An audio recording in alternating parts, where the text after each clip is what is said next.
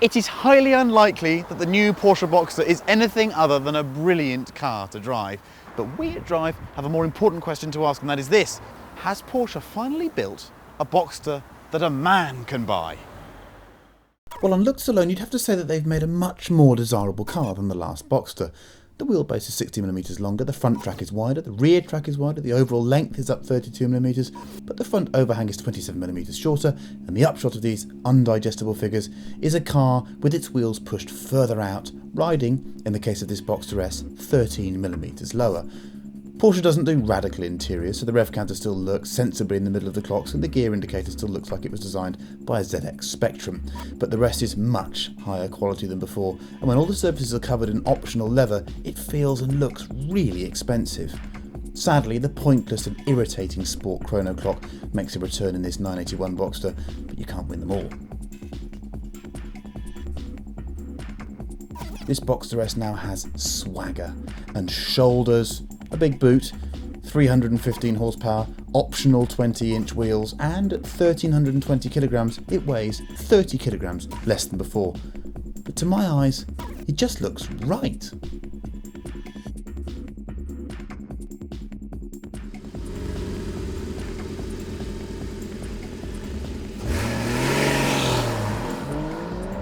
But enough of the poncy details done on the beach in Saint-Tropez. We want to drive this car properly, so we're up in the hills a long way away from that, away from civilization. Let me tell you now, before we even drive the car, thank you Porsche for launching it in the best place in the world. No poncing about. Get up, 7:30, get some keys, head up towards the Route Napoleon. These are the best driving roads in the world, and I hate to disappoint everyone that loves to hate Porsche. This is another brilliant sports car. 315 horsepower, as we said, 265 foot-pounds of torque, a little over 1,300 kilograms. Do you know what? You drive the Boxster S with the 6-speed manual gearbox like this, and you do think to yourself, what more car do I need? Do I need a faster car? Do I need a more agile car? Do I need a grippier car? You just don't. This thing is brilliant.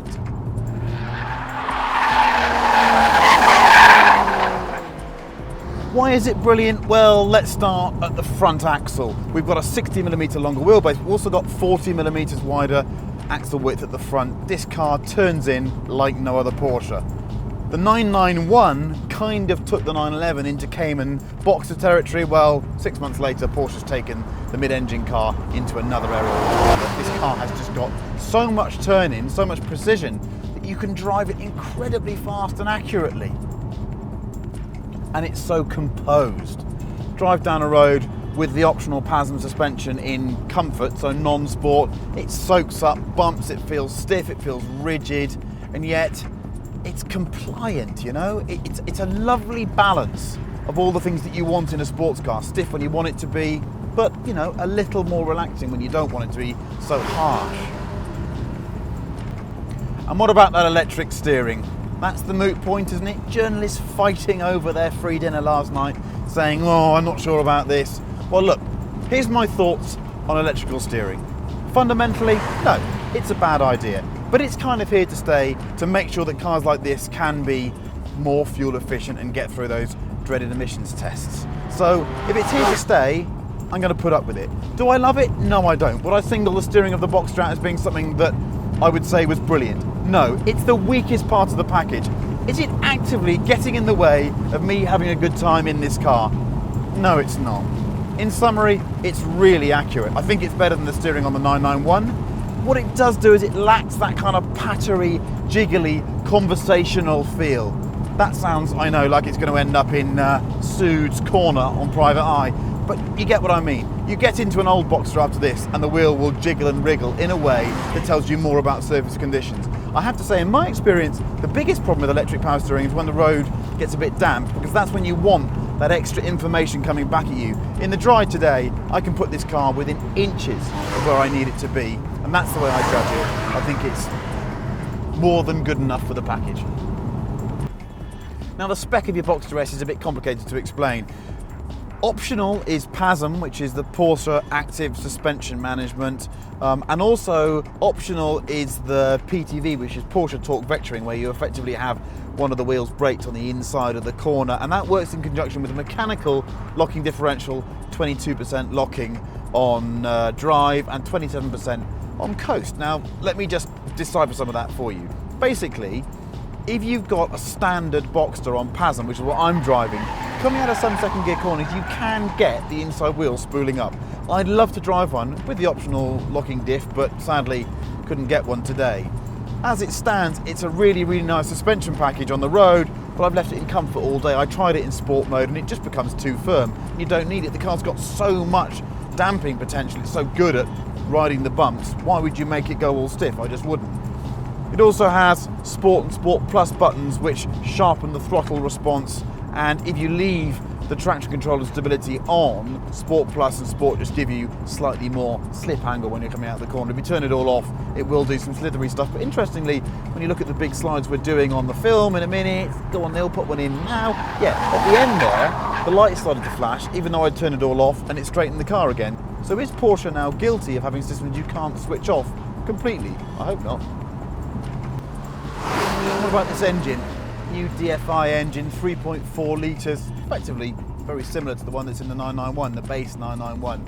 It's a cracking motor, it's responsive, it's very crisp, makes a much better noise than the last Boxster to me, feels more like a 911 noise, and of course being mid-engined, you get the intakes closer to your head. They're now dual intakes, so it's not just on one side, so the passenger gets some good noise as well.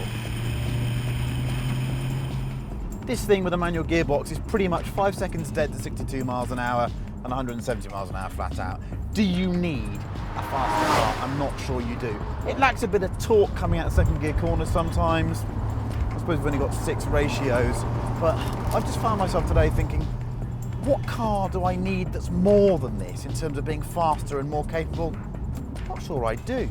In fact, I'm having a very sticky moment here because never since the Boxster arrived in 1996 have I preferred the Boxster to the 911 of the time. But right now, I'm very, very close. So come back to our original question. Does that mean that I'm having a struggle with my masculinity? I'm not quite sure. Better find out. Oh, and of course then there's the 6-speed manual gearbox. Not some doctored version of a 7-speed PDK with 3 pedals. This is a proper 6-speed manual. And after months of having to drive flappy paddles, PDKs, whatever you call them, DSGs, I just think it's so refreshing. I think it brings you closer into the driving experience, and that's what a sports car should be about. So what perhaps you lose in the steering in the Boxster, you get back with this proper gearbox. This to me is more important than the steering. Oh, one other thing. The brake pedal, Porsche. What is it about having the brake pedal too high relative to the throttle? I just don't get it. Heeling and towing in this car is not easy, and I don't care if only 3% of the central buyers will actually roll onto the throttle when they brake. Porsche should make cars for people that care, and these pedals show some negligence in that area. I suppose you could say that the interior isn't exactly inspiring, but actually, in terms of fit, finish and trim, like the 991, it's light years beyond the old Boxster. This feels like a really, really high quality car, and with a leather covered dash in your 40 grand plain Boxster, that's a hell of a good looking, good feeling car for the money. I think it's a complete bargain. So what is wrong with the Boxster then? Okay, the steering is a slightly weak link compared to the rest of the chassis. Maybe that's because the rest of it's so damn competent. It lacks a little bit of feel. Personally, I do think it's a shame that a company like Porsche that makes emotional sports cars suddenly wants to slightly filter out some of that sensation through the steering rack, but you know what? They've done it. I'm not going to carp any more than that. I really am not. I think the rest of the car is just superb. I do have certain other problems, I suppose. This electronic handbrake down to my left makes me swear every time I do a 3-point turn or a hill start. I absolutely hate the bloody thing. So dear Porsche, can you get rid of it or never do it again? It's rubbish. On a practical level, this is such an easy car to fit into your different driving moods. If you want to just roll the roof down after lunch with your other half and just go for a mooch, you feel entirely comfortable in it. It's got heated seats, you don't get buffeted too much. It's just easy, it fits in with your life.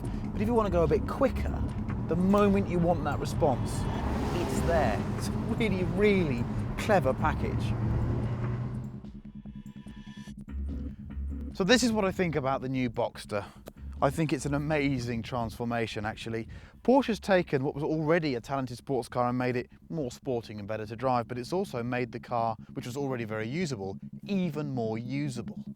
So it's just broadened the appeal of the car that much further to mean that I don't think it has a rival in the marketplace. Z4, SLK, great cars, but they're just different. This is a proper sports car.